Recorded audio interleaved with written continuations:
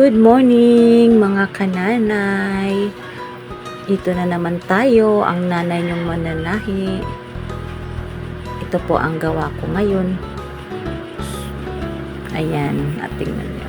Blouse lang po siya na may paha. Open po yun para sa pagtali ng ribbon niya. So ayan, sa side po nila guys, sa left side mostly kasi sa left side talaga ang opening pag may mga ganyan. No, kahit nasa zipper, ganun din sa left side. So, yan po ang design niya. Ito ang back view. Yan, v-neck po siya. V-neck, no? So, ito po ang front. So, yan mo. Tingnan nyo yung harap niya. Maganda siya tingnan dahil nga, pag ikaw ay may harapan, talagang cleavage na cleavage po siya tingnan, no? So, ayan, hapit na hapit din sa ano mo. Tapos, ang ano niyan, from shoulder to down, ay paslan po siya para maganda siya tingnan. Ito po ang kabila. Ito po ay dress po siya. Same lang na ano, parang same lang siya dyan, para ganyan. Kaya lang, ito ay, yung nakita nyo yung heart, yung sa baba to na side. Tapos yung isa kanina ay sa taas yun na side. Parang ganun siya. Kita niyo po. Ayan. Talagang ano siya. Parehas ang ano niya, hapit.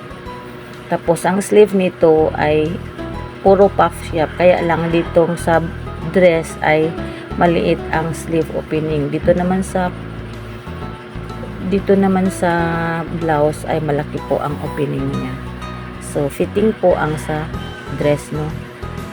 Tapos dito sa ano niya, yung sa darts, kailangan talaga ang pag-join mo dyan ay pantay-pantay.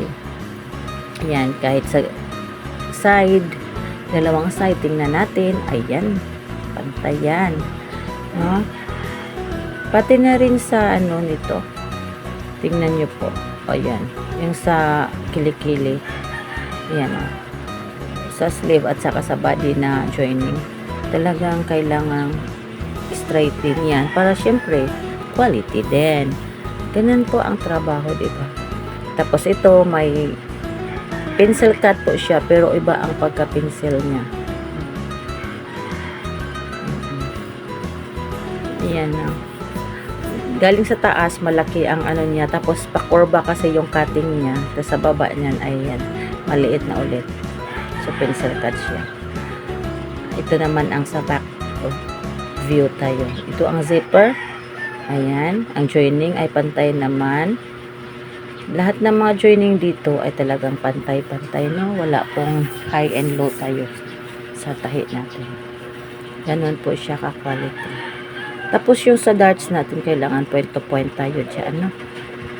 Sa center point, ayan, kuhanin natin yung point ng ano natin, ng sa breast natin. Tapos yung shoulder to point din, kuhanan natin yun para syempre maganda tingnan yung damit niya na ginawa mo. Tapos balik tayo, ito ang short nun, no? Ayan, ito lang tayo guys. Magandang araw po sa inyong lahat.